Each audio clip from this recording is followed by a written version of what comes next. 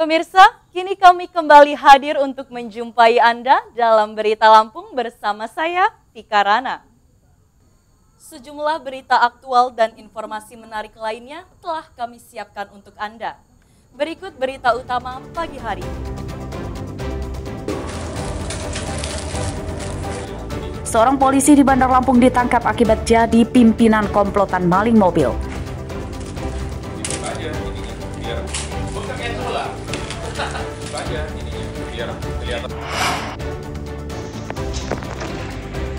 Penggerbekan rumah bandar narkoba di Mesuji, pelaku kabur, namun istri pelaku yang terlibat ditangkap.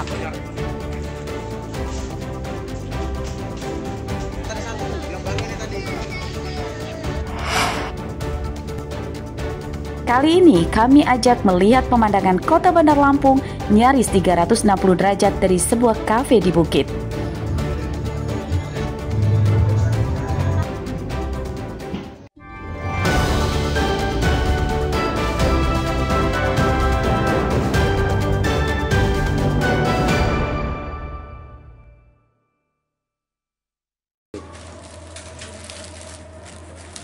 Belasan plat nomor polisi, BPKB, dan STNK disita dari komplotan pencuri mobil yang ditangkap petugas Satuan Reskrim Polresta Bandar Lampung Rabu siang.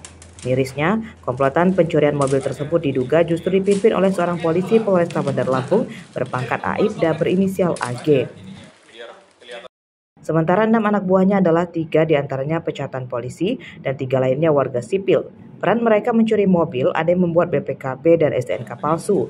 Mobil dengan surat-surat palsu itu kemudian dijual ke masyarakat dengan harga lebih murah dibanding mobil bekas yang asli. Mereka berusaha mengeluarkanlah mobil tersebut dari hotel. Sempat dihalangi oleh pihak security hotel, namun dengan alasan sudah megang kunci dan karcis parkir, mereka akhirnya diizinkan keluar dari hotel. Lalu salah satu pelaku juga mengusulkan inisial A ini untuk kita taruh di rumah sakit Abdul Muluk saja katanya.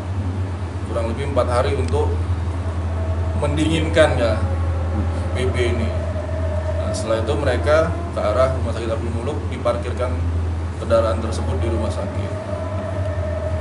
Lalu terkait upaya ungkap ini, alhamdulillah mobil tersebut memang sudah terpasang GPS. Sehingga setelah korban mengetahui mobil tersebut hilang, dia langsung men-tracking GPS-nya dan langsung memang diketahui kendaraan ada di RS Abdul Muluk.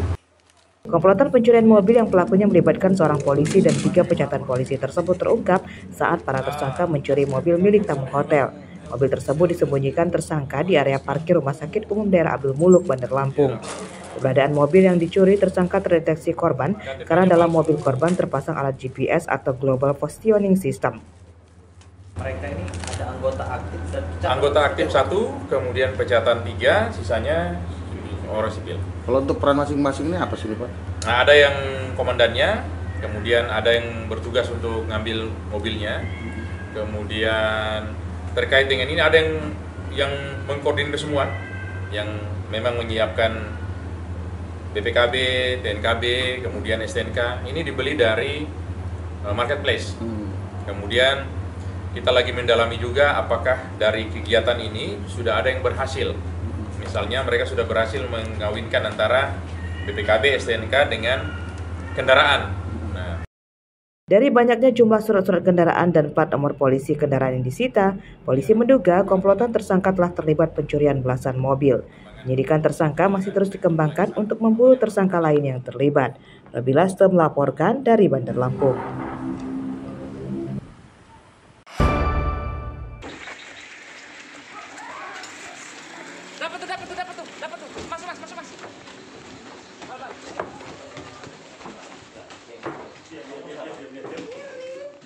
Rumah bandar narkoba di Desa Wiralaga, Kecamatan Mesuji, Kabupaten Mesuji, Rabu dini hari digerebek polisi.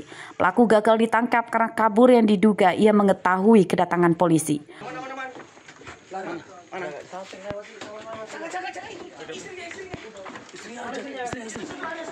Pelaku yang melarikan diri bernama Diki.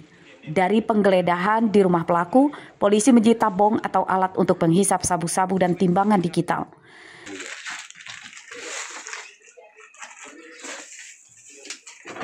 Dalam penggerebekan ini, istri pelaku bernama Okta akhirnya ditangkap. Polisi menemukan adanya pesan transaksi narkoba di ponsel tersangka Okta. Ia diduga ikut terlibat menjalankan bisnis haram suaminya. Penggerebekan dipimpin Kasat Narkoba Polres Mesuji, Ibtu Andi Ruswandi. Penggerebekan rumah Diki merupakan pengembangan ditangkapnya bandar ekstasi bernama Paris di depan minimarket beberapa waktu lalu. Dari tangan tersangka Paris, polisi menyita 85 butir pil ekstasi.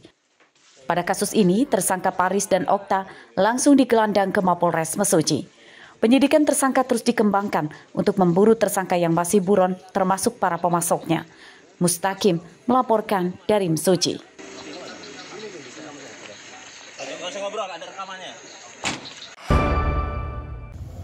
Ayo, terus mulai sana.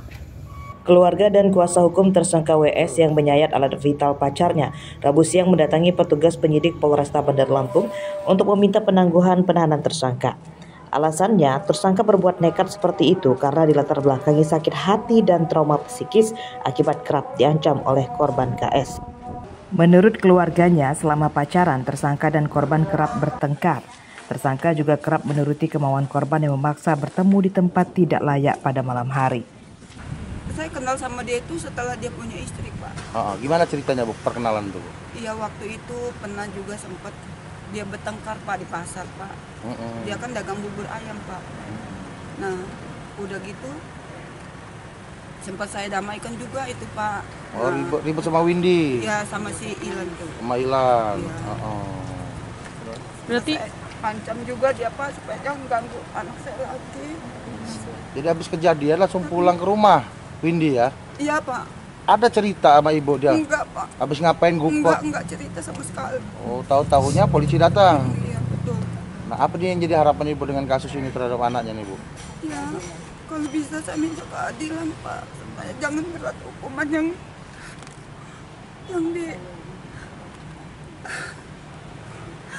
dialami oleh anak saya, Windy ini, Pak. Upaya penangguhan penahanan tersangka WS belum dikabulkan oleh petugas penyidik. Untuk membuktikan alasan penangguhan, kuasa hukum tersangka meminta petugas penyidik memeriksakan kejiwaan tersangka.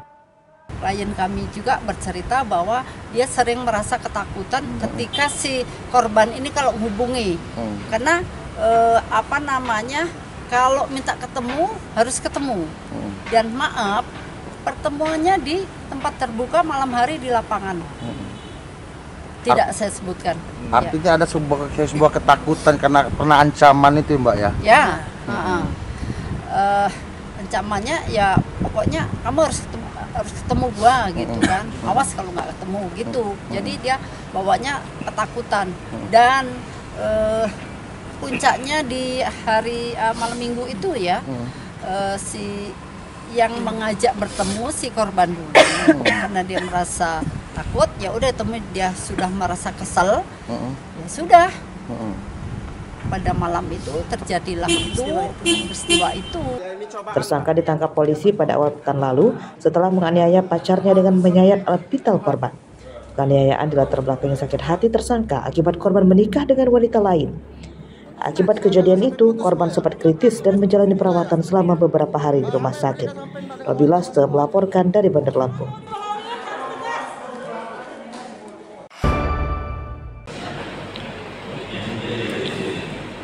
Mantan Kepala Desa Buana Sakti, Kecamatan Batanghari, Lampung Timur bernama Tumari terseret dalam lingkaran kasus korupsi Proyek Nasional Pembangunan Bendungan Marga 3 Lampung Timur pada tahun 2015.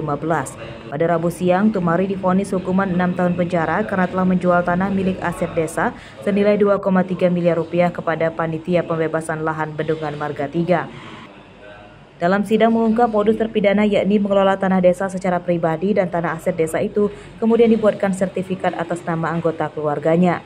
Hasil penjualan tanah desa ke Panitia Pembebasan Lahan tidak dimasukkan ke kas desa, melainkan malah dipakai untuk kepentingan pribadi. Dalam sidang tersebut, penasihat hukum terpidana menyatakan masih pikir-pikir atas vonis ketua hakim. Terpidana memiliki waktu 7 hari untuk menentukan apakah menerima atau akan banding atas vonis hakim. Dihukuman oleh karena itu dengan pidana penjara selama 6 tahun dan denda sejumlah 300 juta dengan ketentuan apabila denda tidak dibayar selama 10 bulan. 3. Menjatuhkan pidana tambahan pada terdakwa untuk membayar uang pengganti sejumlah 2 miliar 305 juta 581.845 rupiah. Putusan majelis hakim tadi yang dibacakan, kami dari tim kuasa hukum menghormati putusan majelis hakim, dan kami masih ada waktu 7 hari untuk pikir-pikir apakah mau mengajukan banding atau menerima putusan dari majelis hakim. Dari fakta persidangan ya masih kita pertimbangkan ya ke depannya. Korupsi proyek pembangunan bendungan Marga 3 Lampung Timur menyeret 7 orang yang telah ditangkap. Mereka terlibat korupsi ganti rugi lahan dan tanam tumbuh yang merugikan negara hingga 43 miliar rupiah. Saat baru ditangkap oleh Polda Lampung pada November 2024, polisi menyita barang bukti uang tunai 10 miliar rupiah. Arsadi Saputra melaporkan dari Bandar Lampung.